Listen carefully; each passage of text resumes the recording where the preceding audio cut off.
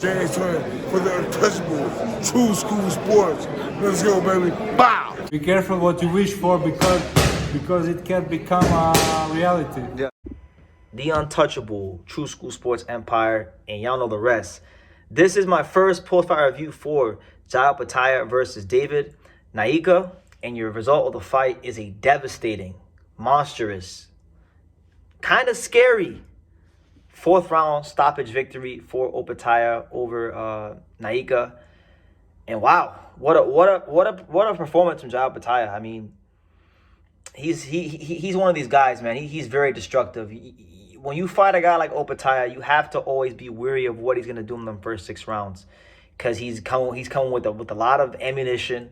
And if you're not defensively responsible, if you can't block a right hook, if you can't neutralize the left hand down the middle, you are gonna be in for a world of hurt. Look at like when he fought Jordan Thompson.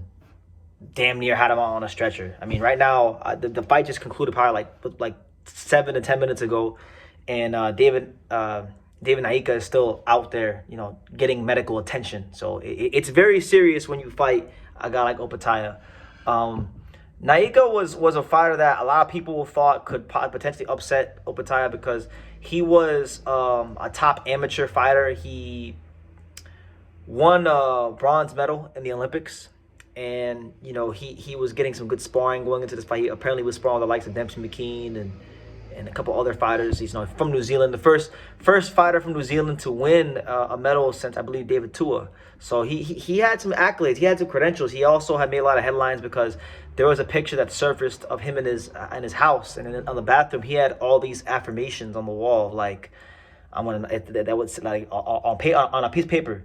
It would say things like, "I am the champion," or "I'm going to knock out Opetaia," and that's unfortunately not what happened for him. It's part of the sport, but yeah, they say he has a bright future in boxing. I'll tell you the only right now, I hope he can continue his boxing career. I barely know anything about the guy. He seems like a nice person, but when you fight a guy like Opetaia, he's the kind of fighter that derails your career. He's the kind of guy that if you're not careful, he will ruin your career and potentially even your life. I mean, he's that kind of destructive force in the ring. A great blend of destructive speed, power, but more so than his speed and his power, it's the mindset of Opetaia. You watch his demeanor, you watch how he is. He has a very controlled aggression in his mannerisms. Like you can tell he's pissed off at the world and he wants to hurt someone, but he's controlled about it. And people who can channel anger and control it, those are some of the most dangerous people in not just life, but in boxing as well. Like Jermell Charlo was a lot like that. Like the anger he seemed to channel it and fight better when he was at 154. That's why he became undisputed. So a destructive win for Opetaia. Another performance that adds to the growing legend that is Opetaia. He still is the man that beat the man. He still is the Ring Magazine lineal champion. And that being said, man, I think he got David Nyika out the way. So now I think you have to be led to believe that at some point in 2025, we're gonna get Opetaia versus Gilberto Ramirez. I think Zurdo versus Opetaia is a great fight. I think in this fight right here with David Nyika, I feel like what you've seen in this fight is the difference between the amateur game and the pro game. And I have these arguments with amateur coaches all the time, because a lot of these amateur coaches in the States, they're so enamored with amateur boxing, right? And they think that amateurs counts for so much in the pros. And it can help. It counts for something, but it's not everything, right? You still have to have the know-how from the top amateur and the pros to adapt to the pros, right? And sometimes, because fighters are in the amateur for too long, they just have amateur things ingrained into them, right? And there's some fighters that are made more for the professional game of boxing, right? Opetaia is a professional fighter. David Nyika may still very well prove to be a top fighter in the pros, but when I'm watching him, when I'm watching even just how he throws his jab and how he parries, it had some amateur tendencies in there, and that's why I feel like Opetaia was able to land them shots, because he's just a destructive professional fighter. David Nyika was probably a really good amateur fighter, but Opetaia is a destructive professional fighter. There's a big difference between the two. So speedy recovery to him. Hopefully he can come back and make some noise on the world level. You know, he seems like a good guy.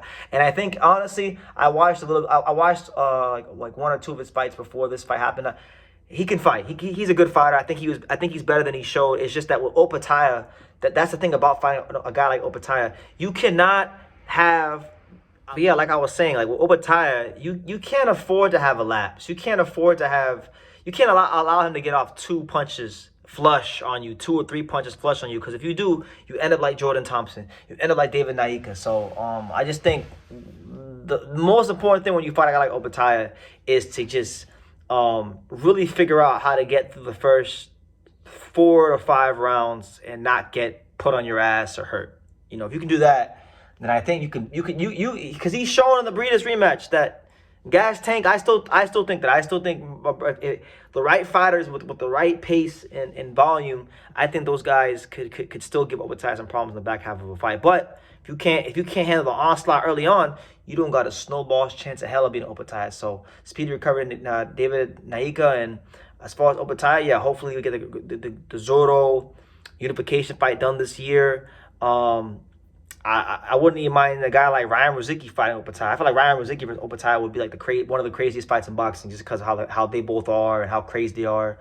I wish that Rozicki would have got the decision in the Yamil Peralta fight, so that he could have been champion, so they could do unification. Because that, I'm telling y'all, Peralta or Rozicki versus Opetaia would be one of the craziest build-ups and fights in boxing, just because of how they both are and the aggression they got and things like that. But that's just me. But let me know what you guys think. Opetaia does a demolition job on David Nyika, who was his former sparring partner. They had some history, so you know there's that. But yeah, leave your comments down below. Who do you want to see Opetaia fight next? And what do you guys think about maybe him fighting a Beterbiev? Because I know I'm a little bit long-winded here, but Turki Al-Lashik has talked about Opetaia fighting Artur Beterbiev, which to me it's like, I made it clear. I'm picking Artur Beterbiev versus the field for the rest of his career. I've always said he's retiring undefeated. But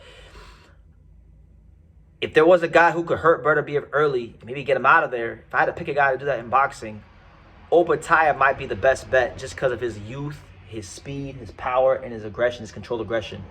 I would still pick Beterbiev to beat him, but that would be a crazy fight too. So let me know what you guys think about that. Let me know what you guys think about his performance. And yeah, leave your comments down below. Make sure you guys take the time to subscribe. And like I say in every single one of these videos, you can love me or you can hate me, but I'm just a kid from Daniel. So until next time, take care, guys. Thank you for watching another video on the untouchable True School Sports Empire. For more great boxing content just like this, make sure you guys click right over here. Keep watching my boy BT put on the best interviews out here.